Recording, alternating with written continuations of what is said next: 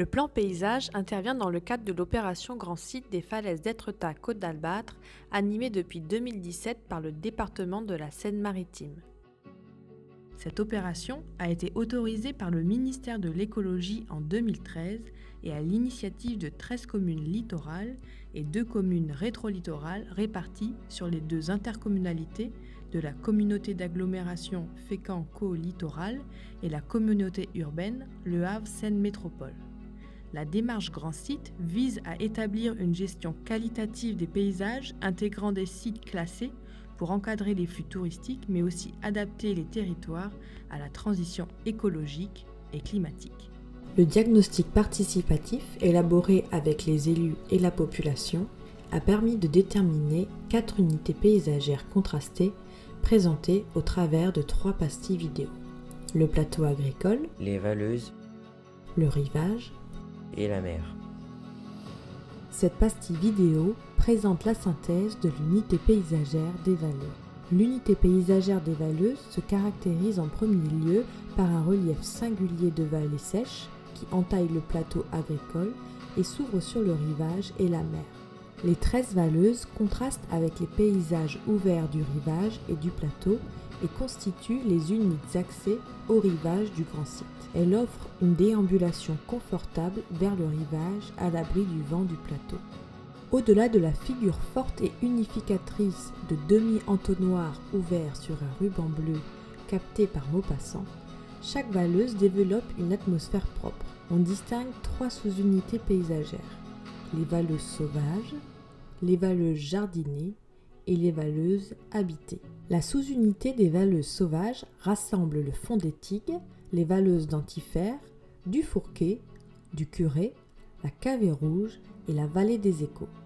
Ces 5 Valleuses proposent un caractère sauvage et une certaine confidentialité. L'empreinte humaine y est faible et s'exprime principalement par le pâturage, la chasse et la sylviculture. L'équilibre entre ces différentes occupations du sol génère des séquences lisibles qui rythment les déambulations jusqu'à la mer. Au sein de ces Valleuses, souvent étroites, l'accès au rivage en véhicule motorisé est restreint, ce qui contribue à la qualité de l'expérience paysagère.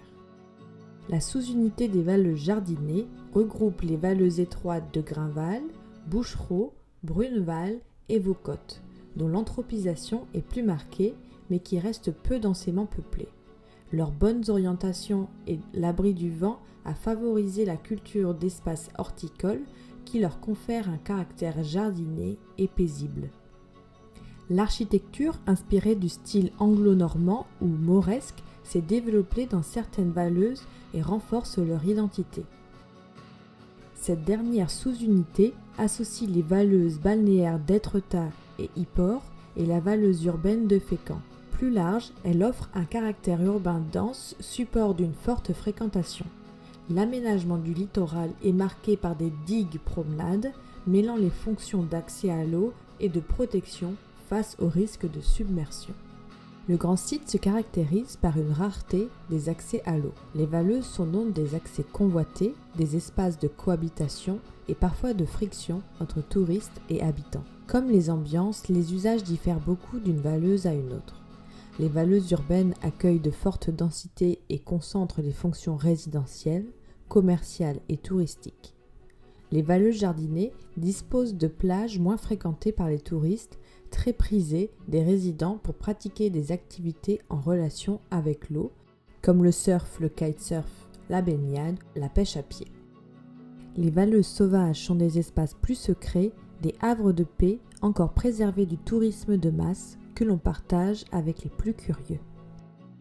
Les Valleuses ont des rythmes d'évolution très variables au regard notamment de leur urbanisation. Contrairement aux Valleuses habitées, les Valleuses sauvages ont été préservées des aménagements lourds. L'amélioration des accès à l'eau a concentré les interventions humaines, bien que ces ouvrages soient parfois effondrés aujourd'hui, comme dans la Valleuse du Curé ou au fond des Tigues. Bien qu'elles soient peu aménagées, ces Valleuses ont pourtant beaucoup évolué. L'arrêt du pastoralisme après la Première Guerre mondiale a entraîné un reboisement important et des stades de landes souvent mal perçus par la population. A l'inverse, la vallée des Échos a été profondément transformée pour accueillir le port du Havre, inauguré en 1976. En prime d'accueillir la seule plage sableuse du grand site, elle a été bouleversée par des aménagements monumentaux permettant l'accès à l'eau, avec des polders, des accès, l'installation de lignes électriques ou de digues. Contrairement à la Valeuse de Fécamp marquée par des extensions urbaines par zone, les valeuses urbaines d'Étretat et de Yport ont paradoxalement peu évolué au XXe siècle. Préservées par la politique, leur vocation balnéaire a cependant induit la construction d'aires de stationnement et d'équipements, support de leur activité touristique.